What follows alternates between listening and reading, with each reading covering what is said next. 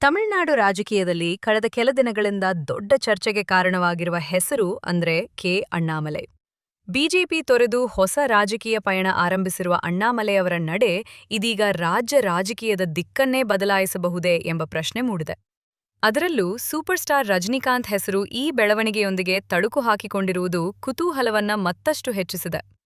ಬಿಜೆಪಿಯ ಮಾಜಿ ತಮಿಳುನಾಡು ರಾಜ್ಯಾಧ್ಯಕ್ಷರಾಗಿದ್ದ ಅಣ್ಣಾಮಲೈ ಕಳೆದ 5 ವರ್ಷಗಳಿಂದ ಹೊಸ ರಾಜಕೀಯ ಮಾದರಿಯ ಬಗ್ಗೆ ಚಿಂತನೆ ನಡೆಸುತ್ತಿದ್ದೆ ಎಂದು ಹೇಳಿಕೊಂಡಿದ್ದಾರೆ.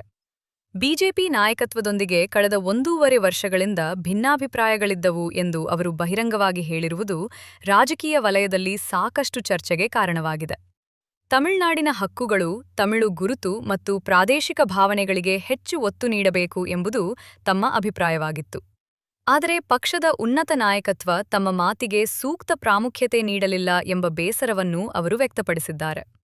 ಅಣ್ಣಾಮಲೈ ಅವರ ಪ್ರಕಾರ ಇದು ಹಠಾತ್ ತೆಗೆದುಕೊಂಡ ನಿರ್ಧಾರವಲ್ಲ. ಕಳೆದ ಡಿಸೆಂಬರ್ನಲ್ಲೇ ಬಿಜೆಪಿಯಿಂದ ಹೊರಬರುವ ಬಗ್ಗೆ ಸುಳಿವು ನೀಡಿದ್ದೆ ಎಂದು ಅವರು ಹೇಳಿದ್ದಾರೆ. ಇದೀಗ ಅವರು ವಿ ದ ಲೀಡರ್ಸ್ ಹೆಸರಿನ ಚಳವಳಿಯ ಮೂಲಕ ಹೊಸ ರಾಜಕೀಯ ವೇದಿಕೆಯನ್ನು ನಿರ್ಮಿಸಲು ಮುಂದಾಗಿದ್ದು, ಮುಂದೆ ಅದನ್ನು ರಾಜಕೀಯ ಪಕ್ಷವಾಗಿ ಪರಿವರ್ತಿಸುವ ಯೋಜನೆಯೂ ಇದೆ. 2031ರ ತಮಿಳುನಾಡು ವಿಧಾನಸಭಾ ಚುನಾವಣೆಯಲ್ಲಿ ಸ್ಪರ್ಧಿಸುವ ಗುರಿಯನ್ನು ಕೂಡ ಅವರು ಈಗಾಗಲೇ ಘೋಷಿಸಿದ್ದಾರೆ. ಈ ಎಲ್ಲದರ ಮಧ್ಯೆ ಹೆಚ್ಚು ಗಮನ ಸೆಳೆದಿರುವುದು ಸೂಪರ್ ಸ್ಟಾರ್ ರಜನಿಕಾಂತ್ ಕುರಿತು ಅಣ್ಣಾಮಲೈ ಮಾಡಿರುವ ಬಹಿರಂಗ ಹೇಳಿಕೆ.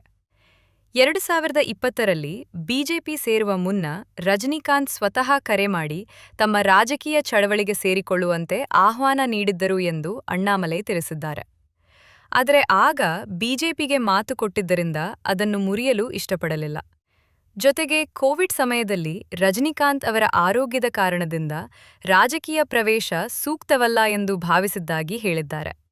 ಹೀಗಾಗಿ ರಜನಿಕಾಂತ್ ಅವರ ಆಹ್ವಾನವನ್ನು ಗೌರವದಿಂದ ನಿರಾಕರಿಸಿ ಬಿಜೆಪಿ ಸೇರಿದ್ದಾಗಿ ಅವರು ಹೇಳಿದ್ದಾರೆ. ಇದೀಗ ಅಣ್ಣಾಮಲೈ ಹೊಸ ಪಕ್ಷ ಕಟ್ಟಲು ಮುಂದಾಗಿರುವ ಬೆನ್ನಲ್ಲೇ ರಜನಿಕಾಂತ್ ಹೆಸರು ಮತ್ತೆ ಕೇಳಿಬರುತ್ತಿದೆ. ತಮಿಳುನಾಡು ರಾಜಕೀಯ ವಲಯದಲ್ಲಿ ಹರಿದಾಡುತ್ತಿರುವ ಚರ್ಚೆಗಳ ಪ್ರಕಾರ ರಜನಿಕಾಂತ್ ನೇರವಾಗಿ ರಾಜಕೀಯಕ್ಕೆ ಬರದೇ ಇದ್ದರೂ ಅಣ್ಣಾಮಲೈ ಅವರ ಹೊಸ ರಾಜಕೀಯ ಪ್ರಯತ್ನಕ್ಕೆ ನೈತಿಕ ಬೆಂಬಲ ನೀಡಬಹುದು ಎನ್ನಲಾಗುತ್ತಿದೆ. ಇದಕ್ಕೆ ಪ್ರಮುಖ ಕಾರಣವಾಗಿ ಸೈಕಲ್ ಚಿಹ್ನೆಯ ವಿಚಾರವನ್ನು ಉಲ್ಲೇಖಿಸಲಾಗುತ್ತಿದೆ. ಈ ಹಿಂದೆ ರಜನಿಕಾಂತ್ ರಾಜಕೀಯ ಪಕ್ಷ ಆರಂಭಿಸುವ ಯೋಚನೆ ಮಾಡಿದಾಗ ಸೈಕಲ್ ಚಿಹ್ನೆಯ ಬಗ್ಗೆ ಚರ್ಚೆ ನಡೆದಿತ್ತು ಎಂಬ ಮಾತುಗಳಿದ್ದವು. ಈಗ ಅಣ್ಣಾಮಲೈ ಕೂಡ ಅದೇ ಚಿಹ್ನೆಯತ್ತ ಗಮನ ಹರಿಸಿದ್ದಾರೆ ಎನ್ನುವ ಸುದ್ದಿಗಳು ಹರಿದಾಡುತ್ತಿವೆ. ಆದರೆ ಈ ಬಗ್ಗೆ ಯಾವುದೇ ಅಧಿಕೃತ ದೃಢೀಕರಣ ಇಲ್ಲ ಎಂಬುದನ್ನು ಗಮನದಲ್ಲಿಡಬೇಕು. ಒಂದು ವೇಳೆ ರಜನಿಕಾಂತ್ ನಿಜವಾಗಿಯೂ ಅಣ್ಣಾಮಲೈ ಅವರಿಗೆ ಬೆಂಬಲ ನೀಡಿದರೆ ಅದರ ಪರಿಣಾಮ ಸಣ್ಣದಾಗಿರುವುದಿಲ್ಲ. ಯಾಕೆಂದರೆ ತಮಿಳುನಾಡಿನಲ್ಲಿ ಸಿನಿಮಾ ಮತ್ತು ರಾಜಕೀಯದ ನಡುವೆ ದಶಕಗಳ ಹಳೆಯ ಸಂಬಂಧವಿದೆ. ಎಂಜಿಆರ್, ಜಯಲಲಿತಾ, ವಿಜಯಕಾಂತ್ ಅವರಂತಹ ನಾಯಕರು ಅದಕ್ಕೆ ಉದಾಹರಣೆ. ರಜನಿಕಾಂತ್ ಅವರಿಗೆ ಇಂದಿಗೂ ಅಪಾರ ಅಭಿಮಾನಿ ಬಳಗವಿದೆ. ಅವರು ಒಂದು ರಾಜಕೀಯ ಪಕ್ಷದ ಪರವಾಗಿ ಸ್ಪಷ್ಟ ನಿಲುವು ತೆಗೆದುಕೊಂಡರೆ ಲಕ್ಷಾಂತರ ಅಭಿಮಾನಿಗಳ ಗಮನ ಆ ಪಕ್ಷದತ್ತ ಸೆಳೆಯುವ ಸಾಮರ್ಥ್ಯ ಅವರಿಗಿದೆ. ಅದೇ ಕಾರಣಕ್ಕೆ ರಾಜಕೀಯ ವಿಶ್ಲೇಷಕರು ಮತ್ತೊಂದು ಕುತೂಹಲಕಾರಿ ಪ್ರಶ್ನೆಯನ್ನ ಕೇಳುತ್ತಿದ್ದಾರೆ. ಒಂದು ವೇಳೆ ಅಣ್ಣಾಮಲೈಗೆ ರಜನಿಕಾಂತ್ ಬೆಂಬಲ ದೊರೆತರೆ ಅದು ವಿಜಯ್ ಅವರ ಪಕ್ಷಕ್ಕೆ ದೊಡ್ಡ ಸವಾಲಾಗುತ್ತದೆಯೇ ಎನ್ನುವುದು. ಪ್ರಸ್ತುತ ತಮಿಳುನಾಡಿನಲ್ಲಿ ಡಿಎಂಕೆ ವಿರುದ್ಧದ ಪರ್ಯಾಯ ಶಕ್ತಿಯಾಗಿ ವಿಜಯ್ ಅವರ ಪಕ್ಷ ಬೆಳೆಯುವ ಪ್ರಯತ್ನದಲ್ಲಿದೆ. ಯುವಕರು, ಮೊದಲ ಬಾರಿಗೆ ಮತ ಚಲಾಯಿಸುವವರು ಮತ್ತು ಸಿನಿಮಾ ಅಭಿಮಾನಿಗಳ ಒಂದು ವರ್ಗ ವಿಜಯ್ ಕಡೆ ಆಕರ್ಷಿತರಾಗಿದ್ದಾರೆ. ಆದರೆ ರಜನಿಕಾಂತ್ ಅವರ ಬೆಂಬಲ ಅಣ್ಣಾಮಲೈಗೆ ಸಿಕ್ಕರೆ ಇದೇ ಮತ ಬ್ಯಾಂಕ್ನಲ್ಲಿ ವಿಭಜನೆ ಉಂಟಾಗುವ ಸಾಧ್ಯತೆಯಿದೆ. ವಿಜಯ್ ಅವರಿಗೆ ಅಪಾರ ಜನಪ್ರಿಯತೆ ಇದ್ದರೂ ರಜನಿಕಾಂತ್ ಅವರ ಪ್ರಭಾವ ಇನ್ನೂ ವಿಭಿನ್ನ ಮಟ್ಟದಲ್ಲಿದೆ ಎಂಬುದು ಅನೇಕ ರಾಜಕೀಯ ವಿಶ್ಲೇಷಕರ ಅಭಿಪ್ರಾಯ. ವಾಸ್ತವವಾಗಿ ರಜನಿಕಾಂತ್ ರಾಜಕೀಯಕ್ಕೆ ಪೂರ್ಣ ಪ್ರಮಾಣದಲ್ಲಿ ಪ್ರವೇಶಿಸಲು ಮನಸ್ಸು ಮಾಡಿದ್ದರೆ ವಿಜಯ್ ಅವರಿಗಿಂತಲೂ ಮೊದಲೇ ತಮಿಳುನಾಡಿನ ಮುಖ್ಯಮಂತ್ರಿ ಹುದ್ದೆಯ ಪ್ರಬಲ ಆಕಾಂಕ್ಷಿಯಾಗಬಹುದಿತ್ತು ಎಂಬ ಅಭಿಪ್ರಾಯವನ್ನು ಹಲವು ರಾಜಕೀಯ ವೀಕ್ಷಕರು ಹಿಂದಿನಿಂದಲೇ ವ್ಯಕ್ತಪಡಿಸುತ್ತಿದ್ದಾರೆ. ಯಾಕೆಂದ್ರೆ ರಜನಿಕಾಂತ್ ಅವರ ಜನಪ್ರಿಯತೆ ಕೇವಲ ಒಂದು ಪೀಳಿಗೆಗೆ ಸೀಮಿತವಾಗಿರಲಿಲ್ಲ. ಗ್ರಾಮೀಣ ಪ್ರದೇಶಗಳಿಂದ ನಗರ ಪ್ರದೇಶಗಳವರೆಗೆ, ಯುವಕರಿಂದ ಹಿರಿಯರವರೆಗೆ ವ್ಯಾಪಕ ಅಭಿಮಾನಿ ಬಳಗ ಅವರಿಗಿತ್ತು. ಹಲವು ಸಮೀಕ್ಷೆಗಳಲ್ಲಿಯೂ ಅವರು ರಾಜಕೀಯಕ್ಕೆ ಬಂದರೆ ದೊಡ್ಡ ಶಕ್ತಿಯಾಗಬಹುದು ಎಂಬ ಅಂದಾಜು ವ್ಯಕ್ತವಾಗಿತ್ತು. ಆದರೆ ಆರೋಗ್ಯ ಸಮಸ್ಯೆಗಳು ಮತ್ತು ವೈಯಕ್ತಿಕ ಕಾರಣಗಳಿಂದ ಅವರು ರಾಜಕೀಯ ಪ್ರವೇಶದ ಯೋಜನೆಯನ್ನ ಕೈಬಿಟ್ರು. ಅದರ ಪರಿಣಾಮವಾಗಿ ರಜನಿಕಾಂತ್ ಅವರ ರಾಜಕೀಯ ಶೂನ್ಯತೆಯನ್ನು ತುಂಬುವ ಪ್ರಯತ್ನವನ್ನ ಈಗ ವಿಜಯ್ ಮಾಡುತ್ತಿದ್ದಾರೆ ಎಂಬ ಮಾತುಗಳು ಕೇಳಿಬರ್ತವೆ. ಆದರೆ ರಜನಿಕಾಂತ್ ಸ್ವತಃ ಅಣ್ಣಾಮಲೈ ಪರ ನಿಂತರೆ ಪರಿಸ್ಥಿತಿ ಬದಲಾಗಬಹುದು. ಆಗ ವಿಜಯ್ ಮತ್ತು ಅಣ್ಣಾಮಲೈ ನಡುವೆ ಹೊಸ ರಾಜಕೀಯ ಸ್ಪರ್ಧೆ ಹುಟ್ಟಿಕೊಳ್ಳುವ ಸಾಧ್ಯತೆಯನ್ನು ತಳ್ಳಿಹಾಕಲು ಸಾಧ್ಯವಿಲ್ಲ. ಇನ್ನೊಂದೆಡೆ ಅಣ್ಣಾಮಲೈ ಈಗಾಗಲೇ ತಮ್ಮ ಚಳವಳಿಗೆ ಸಾವಿರಾರು ಜನರು ಸೇರಿದ್ದಾರೆ ಎಂದು ಹೇಳಿಕೊಂಡಿದ್ದಾರೆ.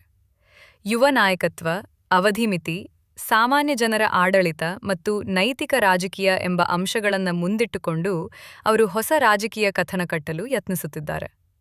ಜೊತೆಗೆ ಭವಿಷ್ಯದ ನಾಯಕರನ್ನ ರೂಪಿಸುವ ಉದ್ದೇಶದಿಂದ ವಿಶೇಷ ತರಬೇತಿ ಕೇಂದ್ರ ಸ್ಥಾಪಿಸುವ ಯೋಜನೆಯನ್ನು ಘೋಷಿಸಿದ್ದಾರೆ. ಒಟ್ಟಿನಲ್ಲಿ ತಮಿಳುನಾಡು ರಾಜಕೀಯ ಈಗ ಹೊಸ ತಿರುವಿನಲ್ಲಿದೆ.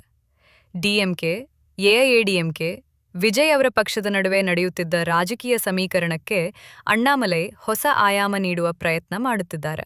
ಈ ಹಂತದಲ್ಲಿ ರಜನಿಕಾಂತ್ ಅವರ ಹೆಸರು ಕೇಳಿಬರುತ್ತಿರುವುದು ಕುತೂಹಲ ಹೆಚ್ಚಿಸಿದರೂ ಅವರು ನೇರವಾಗಿ ಅಥವಾ ಪರೋಕ್ಷವಾಗಿ ಬೆಂಬಲ ನೀಡುತ್ತಾರೆಯೇ ಎಂಬುದು ಇನ್ನೂ ಸ್ಪಷ್ಟವಾಗಿಲ್ಲ.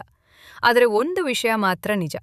ಒಂದು ವೇಳೆ ರಜನಿಕಾಂತ್ ಅವರ ಆಶೀರ್ವಾದ ಮತ್ತು ಅಭಿಮಾನಿ ಬಳಗದ ಬೆಂಬಲ ಅಣ್ಣಾಮಲೈ ಕಡೆ ತಿರುಗಿದರೆ ತಮಿಳುನಾಡಿನ ರಾಜಕೀಯದಲ್ಲಿ ಹೊಸ ಶಕ್ತಿಯ ಉದಯವಾಗಬಹುದು.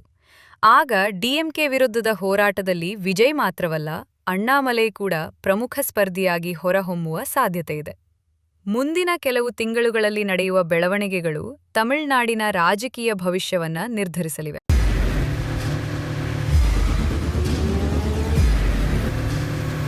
ಪ್ರಜಾಮಾರ್ಗ ನ್ಯೂಸ್, ಇದು ಜನಸಾಮಾನ್ಯರ ಧ್ವನಿ. ನಮಸ್ಕಾರ. ನೀವು ನೋಡ್ತಾ ಇದ್ದೀರಾ ಪ್ರಜಾಮಾರ್ಗ ನ್ಯೂಸ್. ರಾಷ್ಟ್ರದ ರಾಜ್ಯದ ರಾಜಕೀಯದ ಬಗ್ಗೆ ಹೆಚ್ಚಿನ ಸಿನಿಮಾ ಅಪ್ಡೇಟ್ಗಳಿಗಾಗಿ ಫಸ್ಟ್ ಲೈಕ್ ಮಾಡಿ, ಸಬ್ಸ್ಕ್ರೈಬ್ ಆಗಿ, ಹಾಗೆ ಫಾಲೋ ಕೂಡ ಮಾಡಬೇಕು.